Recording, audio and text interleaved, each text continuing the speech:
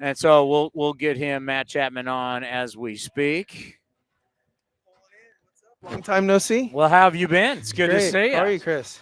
We're doing well. We've upped our game. You're now on video. You now see the show Cool. on YouTube and on Twitter. Very cool. Well, it's been a while. I know. It has been a while. As we get Tony Kemp in here, also seeing your old teammates. Yeah. What has that been like? It's been interesting. A lot of emotions yesterday. First day back. It was a lot of fun. Just brought back good memories. It was maybe a little harder to focus than I thought. Yeah. I thought it would be. Just a lot of good memories in this stadium. A lot of things. So it just kind of all happened real fast. But I think today I've been able to slow it down a little bit. Excited to. It's always good to see. There's a lot of people I still care about here, and it's fun to play in the stadium where it all started. I think about the video tribute. I was watching you. You were down the right field line, and you were stretching, and you looked up, and I could tell your reaction after you appreciated it. What was that like looking up and remembering those times, playoff games, all the guys that you went to war with here on this field and seeing that tribute? What did that mean to you? It meant a lot. I think it means that, I did a few things good. Yeah. I think it means that, that we had a good run here. Unfortunately, all good things come to an end and a new chapter begins for, a lot of the guys that have come through here. So I still keep up with my teammates here. I keep up with Oli and all those guys. So it's fun to see what they're on to. But to see that video and look back and, to be able to wave to the crowd and, tip my cap. Never had a moment like that before. So it's pretty cool. I feel the love here from everybody still. So, I have obviously enjoyed, all my time as an Oakland A. So to be able to come back and be welcomed with open arms, sure it won't be the last time I come back here. So no, I'm sure I'm at least coming back here next year. You're not retiring, are you? No. So chances are I'm going to come back here, but the first time's always really special. And I think it'll get a little easier to play as I keep coming back here. But it's a lot of memories all at once yesterday. All right, so you've always been real honest with us. So I got some questions, and I know yesterday around the media they're gonna ask you the traditional, and you're gonna, well, I don't know how to get to the opposing clubhouse and all that kind of stuff. But let's be honest. This clubhouse was your clubhouse. Yeah. You were the leader here. For sure. Wasn't that long ago. I'd be looking over at you right over there, say hello to you. You're yelling up to them, turn up the music. This was your house. Absolutely. You were the leader of this franchise. When you rolled in here yesterday, I know it's getting a little deep, but just what did that mean to your core that this was Bob Melvin, you, the leaders, to not be that guy? That had to feel really strange. It did. It did feel strange, to be a little bit of a stranger in your own land. But I think,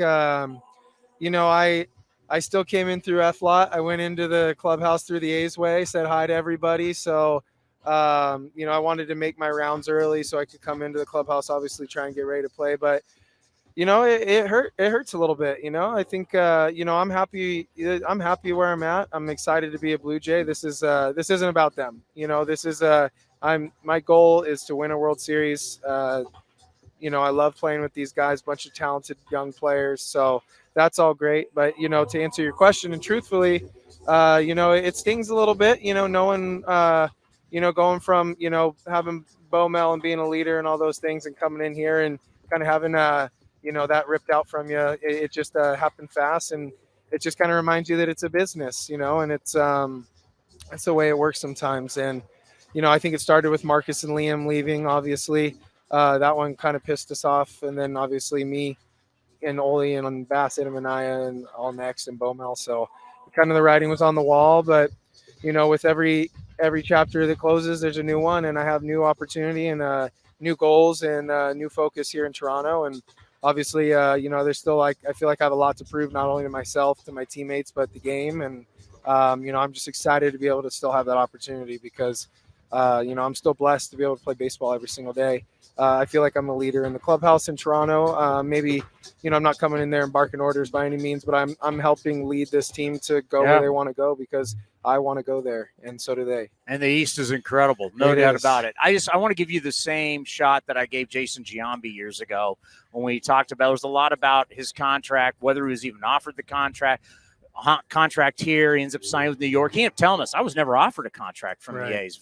There was nothing ever put in writing. Was there a contract offered to you? Was it something you actually saw that you're able to turn down? How did that all go? I want to be fair to you. No, there was a, and I know it's funny how that all comes out after the fact, right? But that's how it is. I know that, they probably want to let people know that they they didn't just let me walk, right? But there was a contract offer. It's obviously public now, but that was a tough decision for me. Did I, I was young in my career still. I had just come off of 2 really great seasons. I wasn't afraid to bet on myself, but it wasn't even as much about the money as it was about, kind of knowing the trend of the A's, right?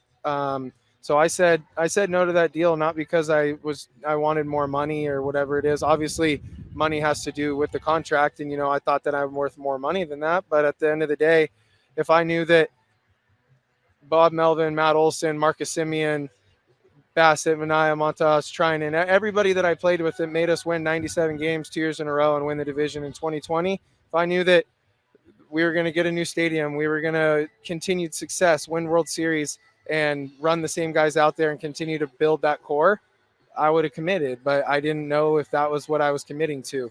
And there would have been a chance I signed that contract. Now Olson's gone. Now Marcus is gone. All these guys are gone. And I'm here, without the guys that I signed up to play with. So that's kind of what factored into my decision more than even the money.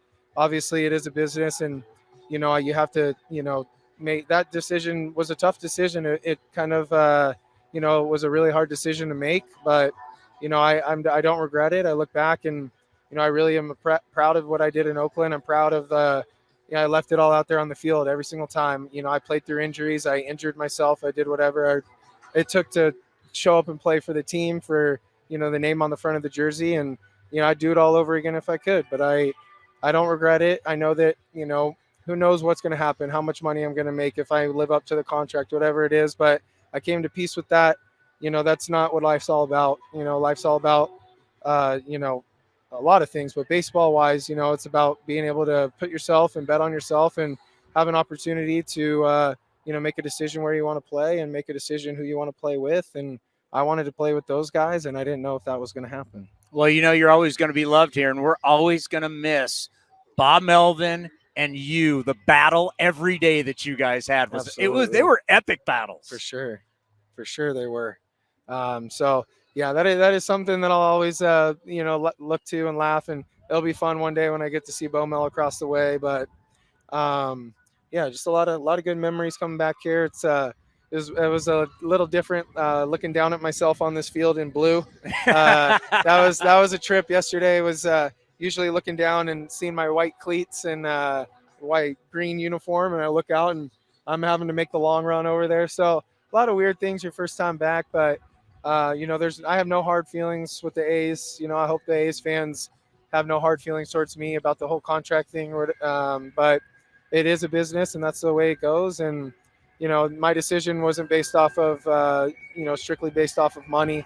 Obviously, I thought, at that time I was, right up there in the MVP voting. I was playing really good baseball. I still think that I can play that kind of baseball. And it was mostly a decision made about, what the future of this franchise looked like with my teammates. And that's who I cared about playing with the most. And I just obviously look at Marcus and Olson now, they're signed long-term somewhere else. So, that's kind of what I was afraid of, and I just didn't want to be, without those guys.